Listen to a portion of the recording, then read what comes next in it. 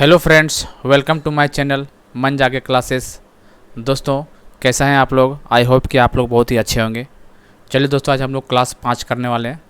Lecture number 5 है और chapter का नाम है ग्लैंड, ग्रंथि के बारे में पढ़ेंगे। ग्रंथि में क्या, एंडोक्राइन ग्लैंड, एक्सोक्राइन ग्लैंड बहुत ज़्यादा इंपॉर्टेंट है। दोस्तों, बायोलॉजी में सबसे ज़्यादा important, exam point of view से देखा जाए तो सबसे ज़्यादा इंपॉर्टेंट ग्लैंड है। ठीक, ग्रंथि से क्वेश्चन 2 क्वेश्चन मिनिमम आना है और मैक्सिमम 5, मतलब इतना ग्लैंड से क्वेश्चन आता है। 2 से 4 क्वेश्चन, मिनिमम 2 और मैक्सिमम 4 क्वेश्चन, बहुत ज़्यादा इंपॉर्टेंट यहाँ। तो आप लोग बेहतरीन तरीके से अभी करवाएंगे, आप लोग ध्यान से देखिएगा। ठीक है, तसल्ली से आप लोग सिर्फ सुनना है ध्यान से और कुछ नहीं। आप लोग एक बार सुन लीजिएगा तो क्वेश्चन एग्जाम में नहीं गलती कर पाइएगा। ठीक है, तो चलिए हम लोग करते हैं क्लास का स्टार्ट बिना किसी देरी किए हुए। और यदि हमारे चैनल से नए जुड़े होंगे तो चैनल को सब्सक्राइब करके बेल बटन दबा दीजिए ताकि कोई भी डाले नोटिफिकेशन आपके तक टाइम टू टाइम पहुँच सके। ठीक है, यदि आप सरकारी नौकरी की तलाश में है तो हमारे चैनल से जरूर जुड़ जाइए, क्योंकि हम लोग एग्जाम पॉइंट ऑफ व्यू से हम लोग टॉपिक कवर करते हैं एक एक करके। ठीक है, तो ज़्यादा लेट मत कीजिए और जुड़िए हमारे चैनल के साथ। चलिए, और टेलीग्राम में जुड़ जाइए, क्योंकि हर चीज़ का अपडेट दिया जाता है वहाँ पे, नोटिफिकेशन से लेके एग्जाम पॉइंट ऑफ व्यू से लेके या फिर थ्योरी क्लासेज या ऑब्जेक्टिव क्वेश्चन, कोई भी चीज़ का नोटिफिकेशन वहाँ मिलता है। ठीक है, तो मन जाके क्लासेस 43 बिना स्पेस दिए हुए टेलीग्राम चैनल का नाम है, या फिर डिस्क्रिप्शन में लिंक दे देंगे उसे भी। ठीक है, चलिए हम लोग देखते हैं हम लोग क्लास। चलिए थोड़ा सा हम लोग देखो, ग्लैंड कर रहे हैं तो थोड़ा सा देख लेते हैं ग्लैंड के बारे ग्लैंड ग्रंथि के बारे में थोड़ा सा देख लेते हैं। दो है। ठीक है, एक्सोक्राइन ग्लैंड और एंडोक्राइन, 2 ग्लैंड होता है, टोटल 2 ही होता है लगभग। एक होता है मिक्सचर होता है, वो बताएंगे बाद में। चलो, एक्सोक्राइन और एंडोक्राइन, तो दोनों में क्या अंतर है हम लोग बेसिक अंतर देखते हैं, उसके बाद क्लास को स्टार्ट करते हैं। ठीक है, देखिए एक्सोक्राइन में ग्लैंड में क्या होता है ना, ये क्या होता है, इंजाइम रिलीज करता है। ठीक है, और एंडो में क्या होता है, हार्मोन, एंजाइम में हार्मोन। ठीक है, दूसरा पॉइंट देखिए दोस्तों, जो एंजाइम रिलीज होता है ना, तो एंजाइम का क्या है कि एंजाइम जो रिलीज होता है शरीर के अंदर में, तो क्या तो ब्लड से टच नहीं होना चाहिए। ठीक है, ब्लड से टच नहीं होता है और किसी डक्ट के थ्रू बाहर आता है, तो इसमें ब्लड के कांटेक्ट में नहीं आता ये। ठीक है, ये याद रखना है आपको। ठीक है, एक जो करा, और इसमें क्या है कि ब्लड के थ्रू बाहर निकलता है ये, आपको ये चीज़ याद रखना है। तो ये क्या था, ब्लड के थ्रू हेल्प नहीं आएगा तो किससे निकलेगा बाहर वो, तो याद रखिएगा क्या डक्ट है, इसका डक्ट के थ्रू बाहर निकलता है, याद रखना है आपको। ठीक है, और ये डक्टलेस होता है, इसमें डक्ट नहीं होता है, क्योंकि ब्लड से मिलने के बाद बाहर आ जाता है। ठीक है, तो ये डक्टलेस होता है। तो यहाँ ये बताने का मेन मकसद मेरा यही कि क्वेश्चन डायरेक्ट बन के आता है यहाँ पे कि डक्ट ग्लैंड किसको बोलते हैं और डक्टलेस किसको बोलते हैं। ठीक है, डक्टलेस बोलते हैं एंडोक्राइन ग्लैंड को, डक्टलेस बोलते हैं। डक्टलेट क्यों बोलते हैं, क्योंकि डक्ट की जरूरत नहीं, क्योंकि ब्लड के साथ मिल जाता है, और ब्लड से हार्मोन क्या ब्लड के साथ मिलता है और मिलने के बाद बाहर निकल जाता है। ठीक है, इस तरह डक्ट की जरूरत क्यों पड़ा, क्योंकि एंजाइम रिलीज करता है। एंजाइम क्या है, ब्लड के साथ कॉन्टेक्ट नहीं आ सकता है, तो नहीं आ सकता तो बाहर कैसे निकल सकता है भाई, जब ब्लड का कॉन्टेक्ट नहीं आएगा, तो इसके लिए डक्ट बना हुआ है, तो डक्ट के थ्रू हेल्प आता है, जैसे डक्ट के हेल्प से बाहर आ जाता है। तो याद रखना आपको, एक्सोक्राइन ग्लैंड डक्ट होता है और एंडोक्राइन में डक्टलेस होता है। ठीक है, एग्जाम में लेक्रिमन हो गया, स्वेट पसीना हो गया, चाहे आंसू वगैरह हो गया, ये सब क्या एक्सोक्राइन ग्लैंड। इसमें क्या, इसमें देखते हैं कभी ब्लड आता है, आंसू आता है, तो आपको देखेंगे कभी आंसू के साथ ब्लड आया नहीं आया, तो ये क्या डक्ट के थ्रू बाहर निकल जाता है। पसीना कभी देखें, लाल पसीना खून के साथ कभी नहीं देख सकते हैं। ठीक है, तो इसका मतलब यही होता है, एक्सोक्राइन में एंजाइम रिलीज होता है। और एंडोक्राइन में अभी दिखाएंगे बहुत सारे, एंडोक्राइन में थायराइड, पिट्यूटरी, हाइपोथैलेमस, बहुत सारा है, अभी दिखाते हैं आप लोग डायग्राम के साथ। ठीक है, तो बेसिक कंफ्यू यहाँ से क्वेश्चन बन जाते हैं। ये बताने का मतलब यही कि यहाँ से क्वेश्चन बनना तय है। यहाँ से एक्सो और एंडो में क्या डिफरेंस है, एंजाइम, हार्मोन्स, इधर ब्लड के कॉन्टेक्ट नहीं होता, ये ब्लड के हेल्प से बाहर निकलता है, इसको डक्टलेस बोला जाता है यहाँ पे, और इसको डक्ट बोला जाता है। इतना याद रखना है आपको। चलिए दूसरा देखिए, ये देखिए एंडोक्राइन ग्लैंड का एग्जांपल देखिए, हाइपोथैलेमस। देखिए पोजीशन पूछ, देखिए याद रखिए, पोजीशन पूछ देता है। हाइपोथैलेमस देखिए दिमाग में यहाँ पे ऊपर सबसे पार्ट में, पिनियल भी सबसे यहीं पे है, देखिए पिनियल, हाइपोथैलेमस, पिट्यूटरी उसके नीचे आता है, देखिए यहाँ पे। तो हाइपोथैलेमस, पिट्यूटरी और पिनियल, ये कहाँ है, ब्रेन में, तीनों कहाँ पे, मस्त ब्रेन में है, पाया जाता है ये तीनों, याद रखना। पोजीशन पूछ देता है कभी एग्जाम में। चलिए, अब थायराइड और पैराथायराइड, ये कहाँ, देखिए गले में पाया जाता है। थायराइड देखिए ऊपर में ये गला है, तो थायराइड ऊपर में पाया जाता है और पैराथायराइड नीचे पाया जाता है। ये का गला है, गला में दोनों याद रखना है, पोजीशन याद रखना है। थायराइड और पैराथायराइड गले में पाया जाता है। थाइमस देखिए थायराइड और पैराथायराइड यहाँ पाया जाता है, और थाइमस जो नीचे पाया जाता है। ये चीज़ बोलना गलती से बोल दिया वहाँ एक साथ। ठीक है, चलिए थायराइड और पैराथायराइड देखिए यहाँ पे है, और थाइमस यहाँ पे नीचे है। ठीक है, पेनक्रियाज देखिए इसको बोलते हैं, डायग्राम में देखिए, दिमाग में क्लिक हो जाएगा एक बार एग्जाम में।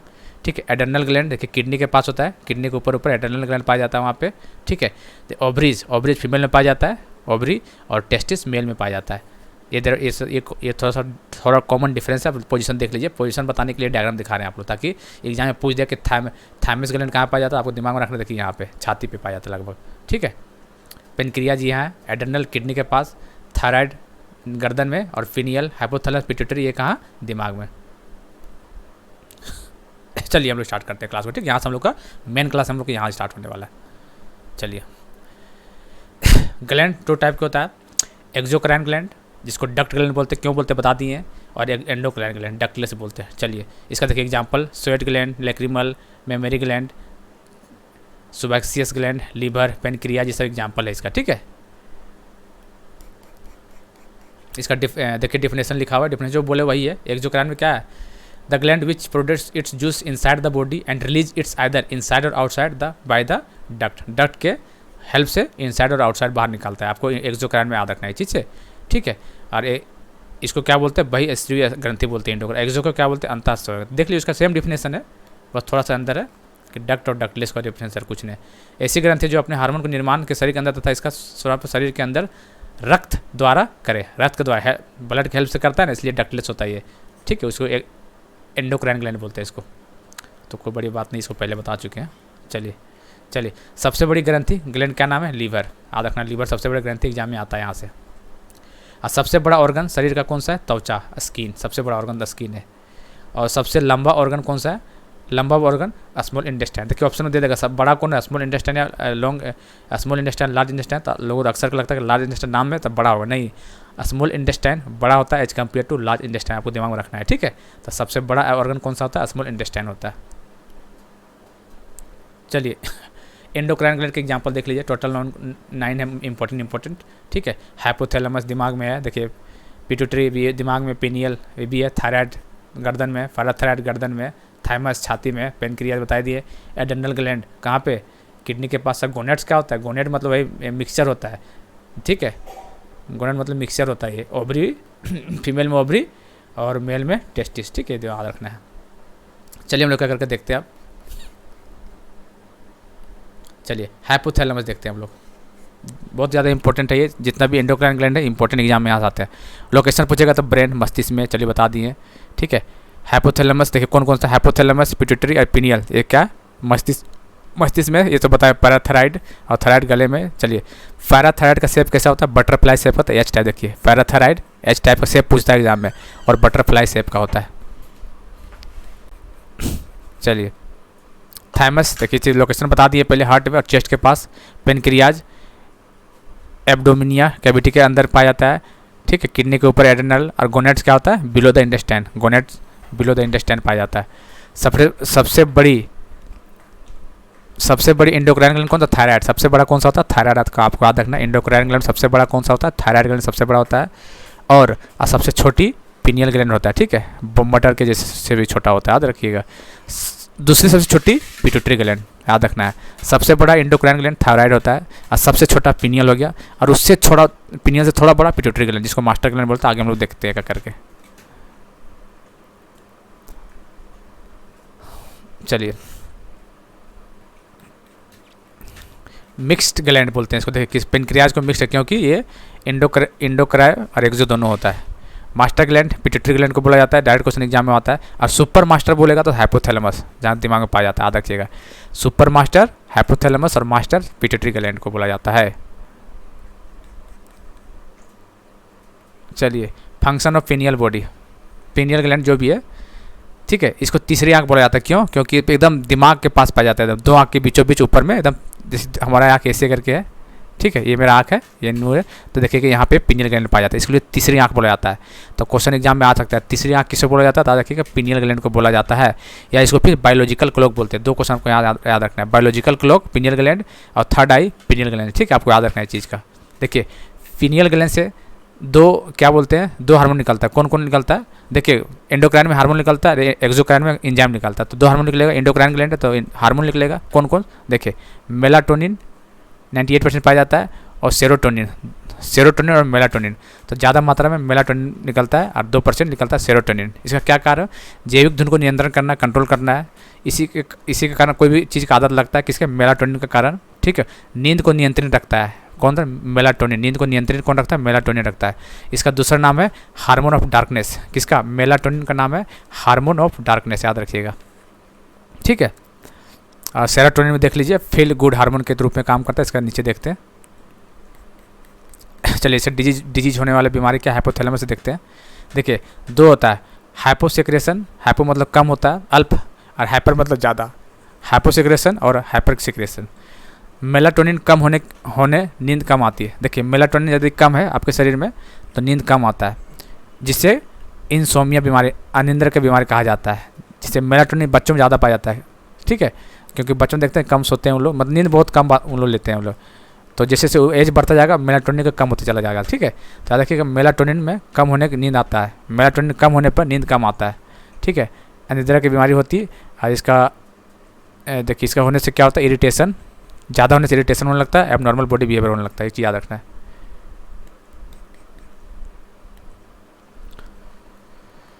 चलिए थायराइड देखते हैं हम लोग, ठीक है। थायराइड कहाँ पे था, छाती के पास।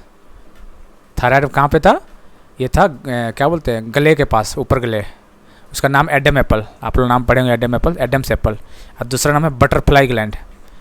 थायराइड को बोलते हैं बटरफ्लाई ग्लैंड, ठीक है, याद रखना है। थायराइड ग्लैंड बटरफ्लाई ग्लैंड बोलते हैं।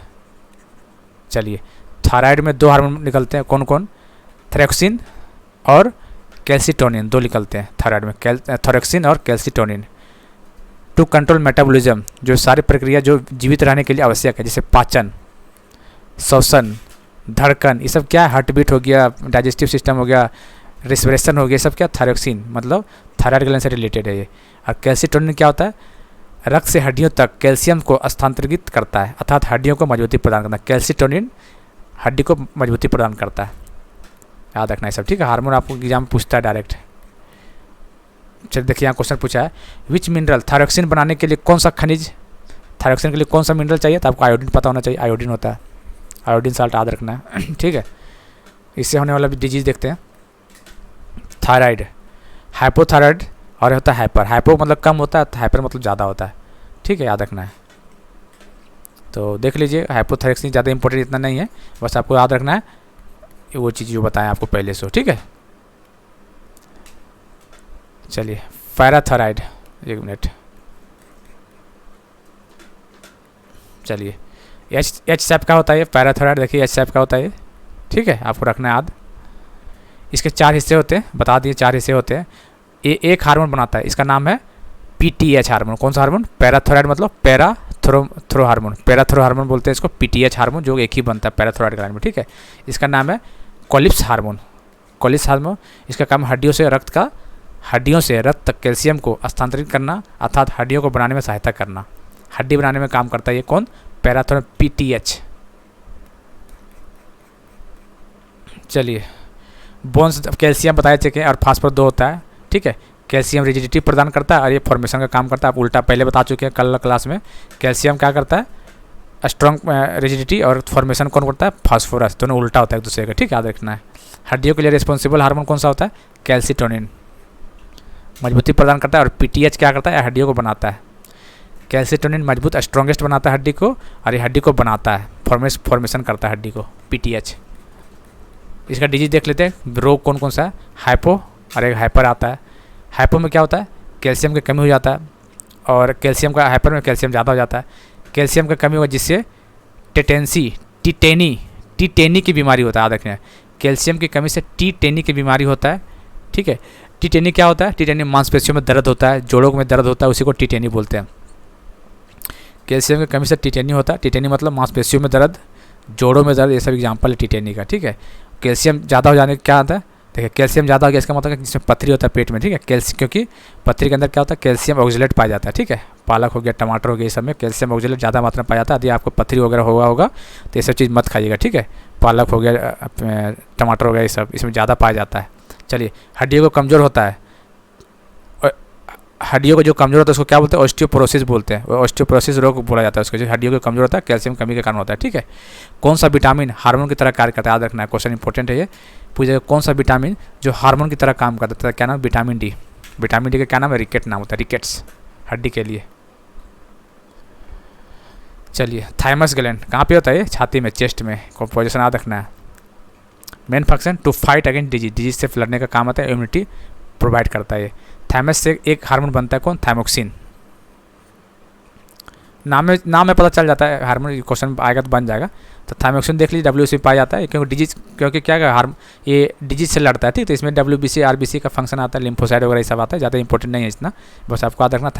थायमोसिन कहाँ पाया जाता है? छाती के पास, ठीक है।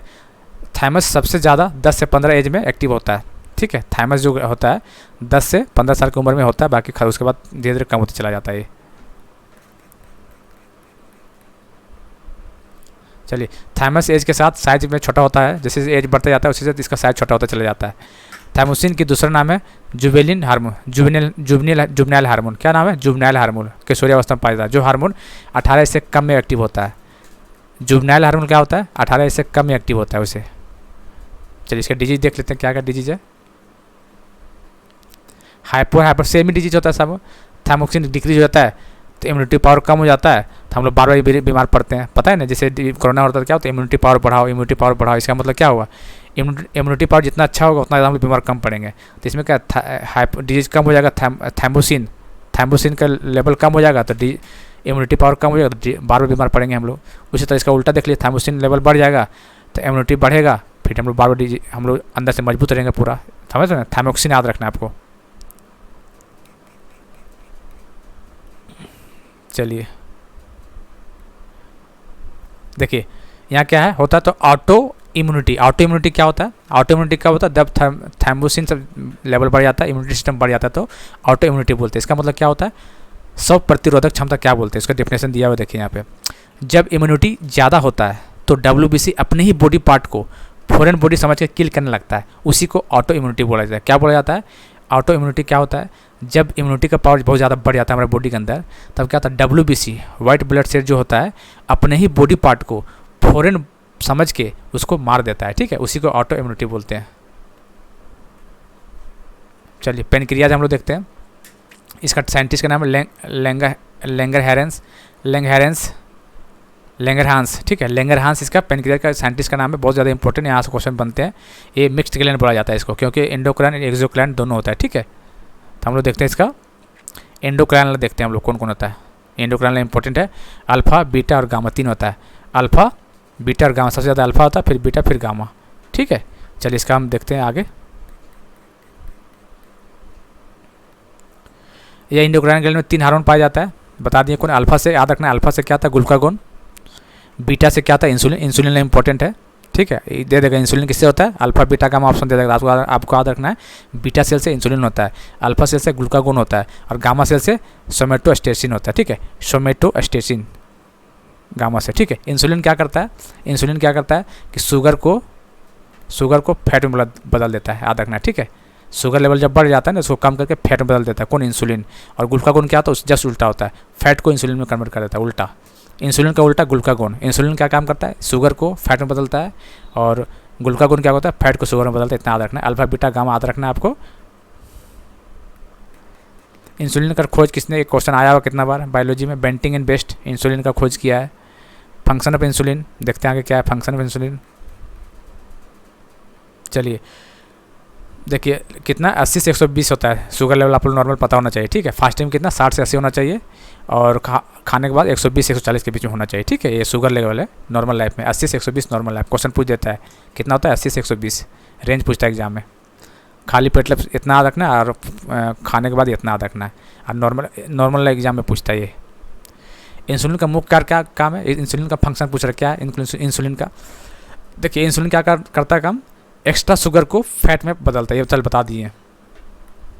एक्स्ट्रा शुगर को फैट में बदलता है इंसुलिन। चलिए, इससे डिजीज होने वाला क्या क्या? देखिए, डिजीज हाइपो और हाइपर सेम चीज़ है। हाइपो में क्या होता है? इंसुलिन कम हो जाता है, इंसुलिन कम तो शुगर लेवल बढ़ जाएगा, शुगर लेवल बढ़ जाएगा तो डायबिटीज़ रोग हो जाएगा। उसी तरह इंसुलिन बढ़ेगा, इंसुलिन और शुगर लेवल उल्टा काम करता है, इन्वर्सली प्रोपोर्शनल होता है, याद रखना है। Insulin is inversely proportional to the blood sugar. Blood sugar ज़्यादा है तो इंसुलिन का फंक्शन कम काम करेगा, कम है तो ज़्यादा करेगा, समझ रहे हैं। अच्छा, इंसुलिन जब बढ़ जाता है शुगर लेवल, तो इसका लक्षण क्या है इसका? देखिएगा, बहुत ज़्यादा पेशाब होगा, पेशाब ज़्यादा मात्रा में होता है, बहुमूत्रता होता है, ठीक है। इसी लक्षण है इसका इंसुलिन बढ़ने का, शुगर लेवल बढ़ने का। चलिए, इंसुलिन बनाने के लिए कौन सा खनिज की आवश्यकता है? जिंक, याद रखना इंपॉर्टेंट है, क्वेश्चन आते हैं यहाँ से। जस्ता, जिंक जो है इंसुलिन बनाने में काम आता है। जिंक कार्य हमारे बॉडी में इंसुलिन बनाना प्लस घाव को भरना, दो काम आता है। इंसुलिन को बनाता है और घाव को भरता है, जिंक जस्ता जिसको बोलते हैं हिंदी में। फंक्शन ऑफ ग्लूकागोन सेम बता चुके हैं। इसका साइंटिस्ट कौन है? Kimball and Murlin. Kimball and Murlin, Kimball से याद रखिए, किम्बल ग्लूकागोन है जो कि इंसुलिन का जस्ट उल्टा है। कैसे? क्योंकि ये फैट को शुगर में बदलता है। ग्लूकागोन फास्टिंग में एक्टिव होता है, याद रखना है। ग्लूकागोन क्या होता है? फास्टिंग में एक्टिव होता है, वो फैट से शुगर में बदलता है। फंक्शन ऑफ सोमेटोस्टेसिन क्या होता है? ये सोमेटोस्टेसिन हार्मोन का मुख्य कार्य बीएमआर को कम करना, ताकि हम बिना खाए पिए ज़्यादा देर तक रह सकते हैं। ये देखिए, ये बच्चा में सोमेटोस्टेसिन बच्चा में ज़्यादा पाया जाता है। बीएमआर मतलब क्या होता है? बीएमआर का देखिए इसका फुल फॉर्म क्या होता है? बासल, देखिए basal metabolic rate, metabolic rate ये क्या होता है? बीएमआर। बीएमआर क्या होता है आगे बताते हैं। बीएमआर क्या होता है? देखिए ये क्या होता है ना, ये जब बढ़ जाता है ना तो हम लोग बहुत देर तक बिना खाए रह सकते हैं, जिसे यही बोला गया। देखिए सोमेटोस्टेसिन हार्मोन क्या होता है? सोमेटोस्टेसिन हार्मोन क्या मुख्य कार्य क्या है कि जब बीएमआर बेसल्स मेटाबॉलिक रेट जब कम करना, ताकि हम बिना खाए पिए ज़्यादा देर तक रह सकते हैं। बीएमआर को कम कर देता है, ठीक है, सोमेटोस्टेसिन हार्मोन, याद रखना है आपको। चलिए आगे देखते हैं। Adrenal gland above the both the kidney, position याद रखना है आपको। 4 से 6 ग्राम का होता है ईच। एक एडर्नल के दो भाग में बांटा जाता है, एडर्नल मेडुल्ला और एडर्नल कॉर्टेक्स, ठीक है। ज़्यादा इतना इंपॉर्टेंट नहीं, आपको इतना याद रखना है, ठीक है। चलिए इसका फंक्शन क्या क्या है? एड्रेनालिन दूसरा नाम है, दूसरा नाम देख लीजिएगा, और इतना इंपॉर्टेंट ये सब नहीं है, ठीक है। इसका कार्य देखने, फंक्शन में नहीं इंपॉर्टेंट है इसका। आपातकालीन रिएक्शन को कंट्रोल करता है, 3 स्थितियों होता है, ठीक है। जैसे गुस्सा उस टाइम पे क्या होता है? एड्रेनल ग्लैंड एक्टिव हो जाता है। फाइट और फियर इसको बोला जाता है। एड्रेनल ग्लैंड को क्या बोला जाता है? फाइट एंड फियर, आपको याद रखना है। फाइट, फियर एंड फ्लाइट, ठीक है। Fight, fear and flight adrenal gland को बोला जाता है, याद रखना है आपको। एग्जाम्पल, हार्ट बीट बढ़ जाता है, स्वेटिंग, ठीक है, ये सब हो जाता है, ठीक है। चलिए अद्वितीय ग्रंथि को इमरजेंसी ग्लैंड, और देखिए इसको इमरजेंसी ग्लैंड बोलते हैं, किसको? एड्रेनल ग्लैंड को इमरजेंसी ग्लैंड भी बोलते हैं। और इसको 3F और 4S, 3F और 4S के नाम से जाना जाता है इसको। 3F और 4S के नाम से जाना जाता है। इमरजेंसी ग्लैंड के नाम से जाना जाता है। फाइट एंड फियर ग्लैंड के नाम से जाना जाता है। कौन? एड्रेनल ग्लैंड, कहाँ पे? किडनी के पास प्रेजेंट होता है, ठीक है। चलिए इमरजेंसी हार्मोन और लाइफ सेविंग हार्मोन, ये दोनों याद रखना है, डायरेक्ट क्वेश्चन बन जाता है।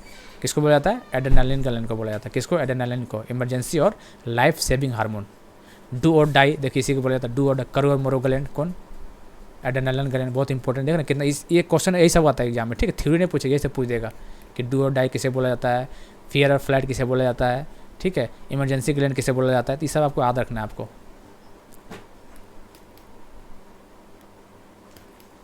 चलिए आगे देखते हैं।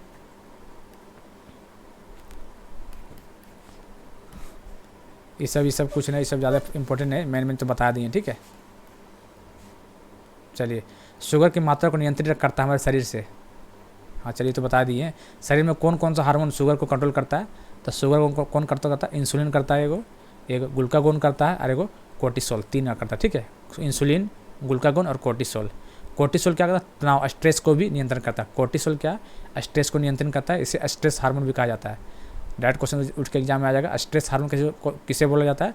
Cortisol, CORTISOL। कोर्टिसोल को स्ट्रेस हार्मोन बोला जाता है, याद रखना है आपको।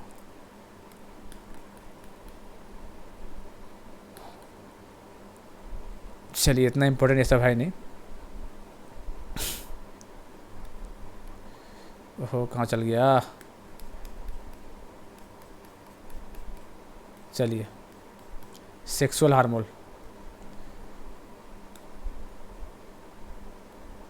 हाँ सेक्सुअल हार्मोन। चलिए एंड्रोजन, एस्ट्रोजन और टेस्टोस्टेरोन, 3 आता है, ठीक है।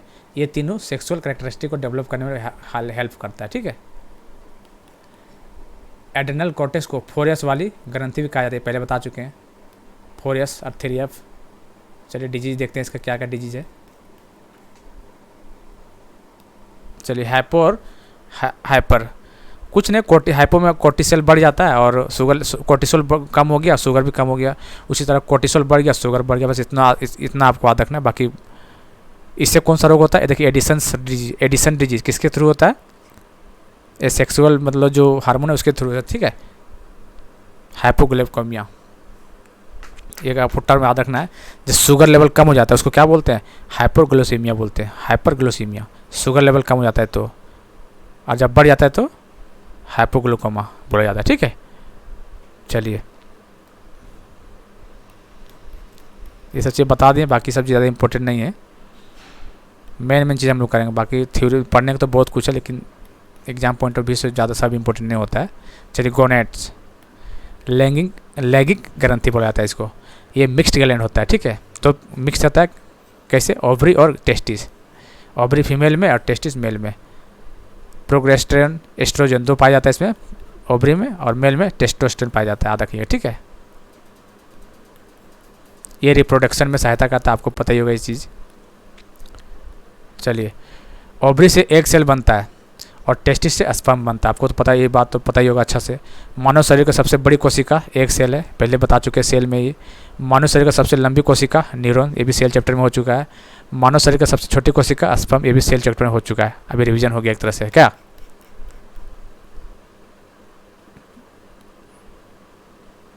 चलिए, कॉन्ट्रासेप्टिव पिल्स क्या होता है? देखिए, एक गर्भ निरोधक गोलियाँ में कौन सा हार्मोन पाया जाता है? याद रखना है, एस्ट्रोजन पाया जाता है और प्रोजेस्टेरोन, दोनों पाया जाता है। एस्ट्रोजन और प्रोजेस्टेरोन दोनों पाया जाता है, ठीक है। लेकिन प्रोजेस्टेरोन का लेवल ज़्यादा, मात्रा ज़्यादा पाया जाता है, याद रखिएगा, ठीक है। इसमें प्रोजेस्टेरोन का लेवल ज़्यादा पाया जाता है, किसमें? इसी में। चलिए,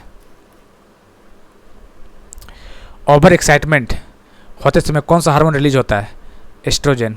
ज़्यादा एक्साइटमेंट के समय एस्ट्रोजन रिलीज होता है, याद रखना, ठीक है। एस्ट्रोजन मेल में भी बहुत कम मात्रा में प्रेजेंट होता है, मेल में पाया जाता है, ठीक है। एस्ट्रोजन, ये मत सोचिएगा फीमेल में पाया जाता है, मेल में भी पाया जाता है, लेकिन बहुत कम मात्रा में। चलिए, मेल में एस्ट्रोजन जो है वो कोर्टिसोल से बनता है, किससे बनता है? कोर्टिसोल से बनता है, ठीक है, जो कि बहुत कम मात्रा में पाया जाता है। चलिए, पिट्यूटरी ग्लैंड हम लोग पढ़ते हैं, जिसको मास्टर ग्लैंड बोला जाता है।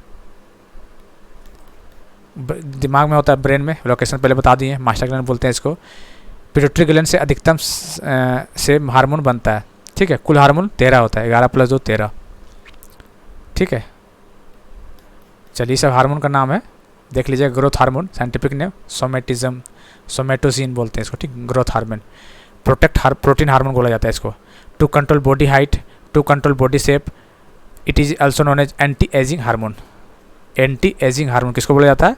पिट्यूटरी ग्लैंड को। शरीर में हड्डियों की लंबाई 21 साल तक बढ़ता है, ठीक है। 21 साल तक बढ़ता है, उसके बाद बढ़ना बंद हो जाता है हड्डी। चलिए,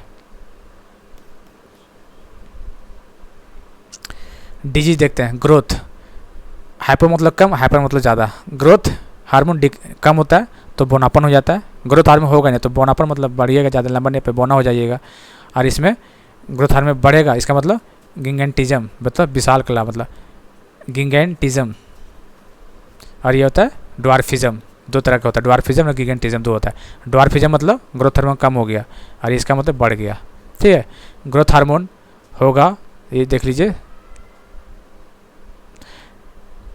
एक्रोमेगली क्या होता है? शरीर के किसी एक अंग का लंबाई बढ़ जाना एक्रोमेगली कहलाता है। देख चलो, ऑक्सीटोसिन हार्मोन।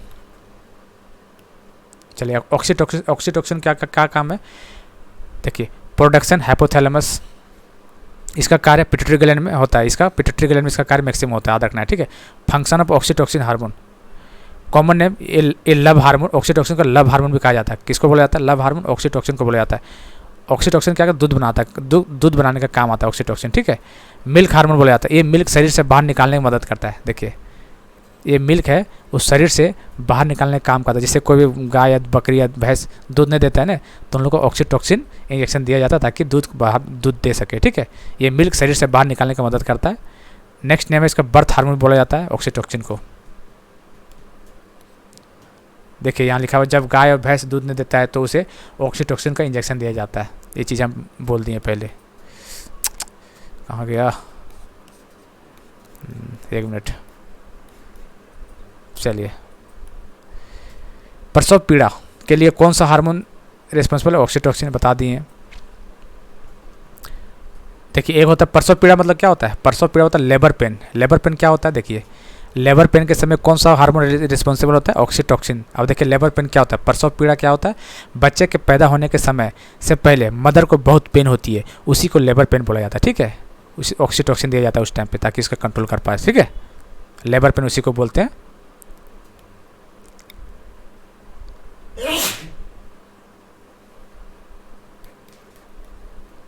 चलिए एक होता है प्रोलैक्टिन, एक होता है ऑक्सीटोसिन, एक होता है प्रोलैक्टिन।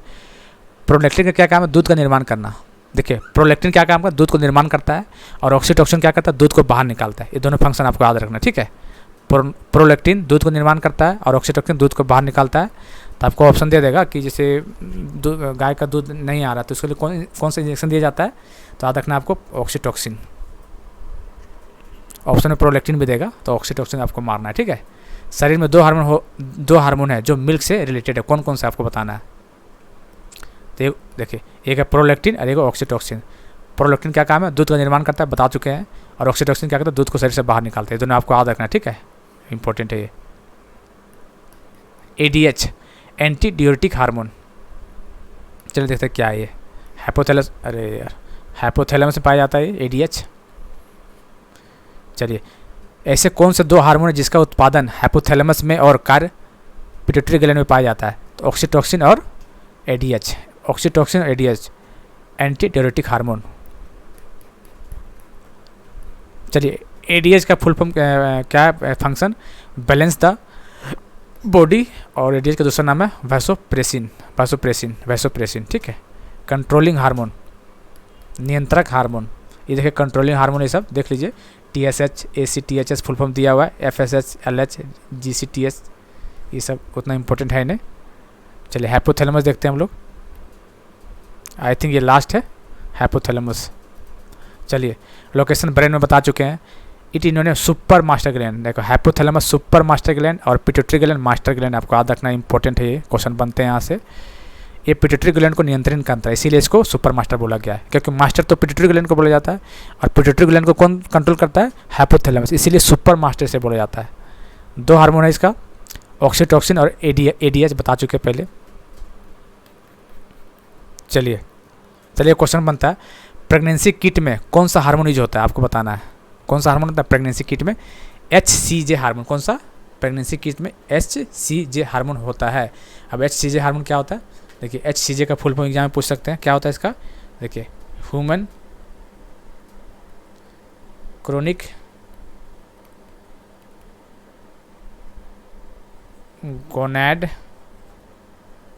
गोनाडोट्रोपिन,